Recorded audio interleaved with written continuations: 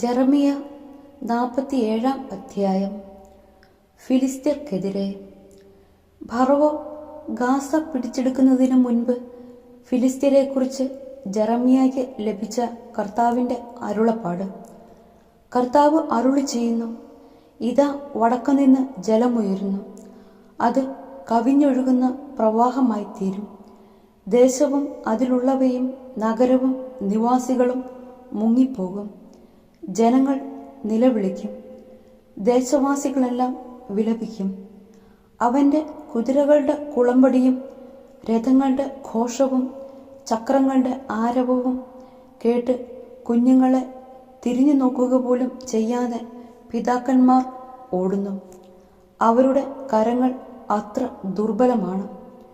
ഫിലിസ്ത്യരെ ഉന്മൂലനം ചെയ്യുകയും ടൈറിലെയും സീതോനിലെയും അവരുടെ കൂട്ടാളികളെ വിച്ഛേദിക്കുകയും ചെയ്യുന്ന ദിനം വരുന്നു.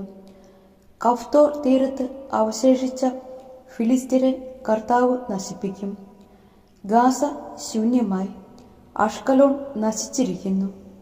അനാക്കീമിൻ്റെ അവശിഷ്ട ജനമേ, എത്രനാൾ നിങ്ങൾ നിങ്ങളെ തന്നെ മുറിവേൽപ്പിക്കും? കർത്താവിൻ്റെ വാളെ, നീ എന്ന് നിശ്ചലമാകും? നീ ഉറയിലേക്ക് മടങ്ങി നിശ്ചലമായിരിക്കുക. കർത്താവ് നിയോഗിച്ചിരിക്കെ അതെങ്ങനെ സ്വസ്ഥമാകും? അഷ്കലോണിനും സമുദ്രതീരത്തിനുമെതിരെ കർത്താവ് അതിനെ അയച്ചിരിക്കുന്നു.